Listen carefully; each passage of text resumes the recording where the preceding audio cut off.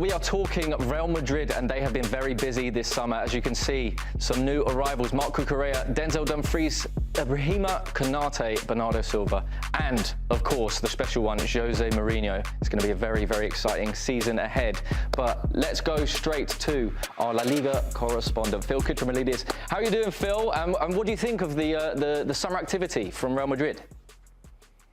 Hi guys, yeah, they've been busy. They sort of did it quietly, didn't they? While the World Cup was happening, they were announcing all these new signings while everybody's focus was elsewhere. They went back to work on the 13th of July. Jose Mourinho has been working with them for the last 10 days, and they have been busy. They brought in some players that I think will improve the squad. We had the list of players up there. I think only Marco Correa goes straight into the starting 11 and like vastly improves the starting 11. We'll see what the idea is for Bernardo Silva. I don't know if Denzel Dumfries is going to displace Trent in the starting 11, and we'll see where Konate is in the hierarchy of centre backs. Obviously, the main signing's the manager, who's back after 13 years. I can't tell you the level of scrutiny he's going to be under here, because a lot of people are pleased to have him back. A lot of people are not so pleased to have him back. So it's going to be interesting one way or another. But yeah, it's been kind of, we kept our eyes off Real Madrid while everything was going on at the World Cup. And now we're sort of refocusing, going, oh, right, yeah, they've made some interesting signings. And Mourinho's back there. Let's see how it pans out.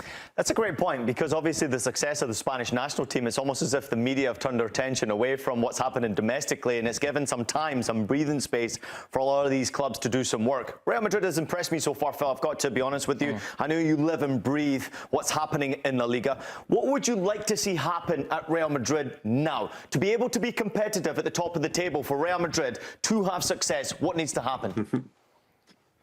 So there's this midfielder who's pretty decent, plays for Manchester City, had a great World Cup, who could very much strengthen Real Madrid. They should have signed him ages ago. Rodri is the obvious candidate. We were actually talking last summer because, you know, Rodri was injured and we didn't think he was up for, obviously wasn't really available. So we're talking about Martin Zubimendi. They should have got Zubimendi. They didn't get Zubimendi. Now Rodri is going into the final year of his contract.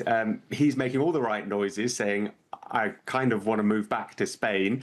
I don't think Manchester City would be too displeased if they got rid of him for a decent amount of money, having got some unbelievable years out of him. So basically, to answer your question, Ian, Real Madrid should sign Rodri. And I do not know if that is going to happen. I do not know if that's going to happen for one major reason, and it's the president. I don't know if Florentino Perez will be able to put aside the fact that Rodri was the main #1 transfer that his rival in the presidential elections said that he was going to sign. And also 2 years ago in the Ballon d'Or, when Rodri won it ahead of Vinicius, the club didn't like that at all, and that's kind of in the background as well. But there's no sort of logical reason for Real Madrid not to sign Rodri. They need someone in that position. They want someone who's Spanish. He's the captain of the Spain national team. He wouldn't be stupid money. He's 30, fine, but he's absolutely brilliant. So, yeah, they need to sign Rodri. I don't know if it's going to happen though. Yeah, I mean, what for you? What would be considered a successful season for Real Madrid this season? I mean, famously, Perez and Mourinho. I don't know how long they're going to be able to get on together. But what will be a successful season? Is it just any trophy, or does it have to be La Liga and UEFA Champions League? Yeah, one of those two. One of those two. I mean, they've had 2 seasons where they haven't won any major trophy, which is far too long for Real Madrid. You know, the expectations here, all super clubs have high expectations. Real Madrid surpass all of them. Like the level of demands from the players, from the fans, from the media, it's just next level. So, yeah, they need to win either the league or the Champions League, preferably both, and absolutely spanking Barcelona in the process as well, in an ideal world. But as we say, they have come from 2 seasons where they have not been able to compete with Barcelona domestically. They've been by far the better team, and they've been knocked out at the quarter-final stage of the Champions League. So they need to improve on that. But even if they say they got to the Champions League final and they finished second in La Liga and they won the Copa del Rey, bad season, not a good season for Real Madrid. It's so high, the standards, that it has to be one of those 2 major trophies. Yeah, I mean, Not much to ask then, just go on and win a Champions League trophy. Listen, obviously... They're pretty good at it. I mean, they definitely are. And I think at some point, they will eventually get back to winning ways. It's how you get there. Like, that's what I'm waiting for from Real Madrid. It's easy to say, Phil, when you sign these players, you put them in a locker room with Jose Mourinho, you're going to win. There's no guarantees in La Liga. It's such a competitive league. And, of course, you've got the noisy neighbour, Atleti, making big moves as well.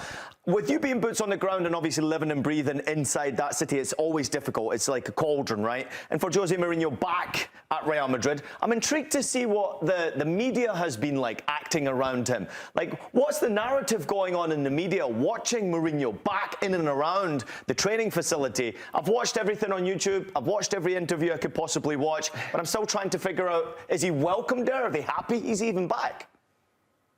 They're sort of biding their time. They're waiting for Mourinho to do something, and then they will react to it. At the moment, Mourinho's done nothing.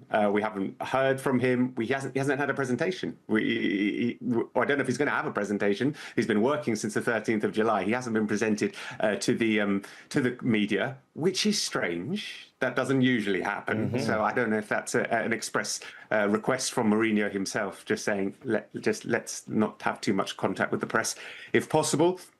I think there's a lot of expectation that something big is going to happen. Like, they're waiting for some kind of explosion. If things don't go right, they are ready to pounce on him. There are a lot of people, I would say, in the Spanish media world who have still got some scores to settle from 13 years ago. So there may be, maybe not going to have too much patience with Mourinho. What we've been told is that he's a bit more mellow now. He's a bit more calm. He's not necessarily as explosive, although he's still got the same character. And I think, we saw some of that character with the Vinicius and Prestiani incident from last season in the Champions League as well, which seems to have been forgotten, which was a pretty big deal as well. Vinicius, who's in the final year of his contract, by the way, that needs to get sorted. That hasn't been sorted. That's a major, major thing for the club to sort out as well.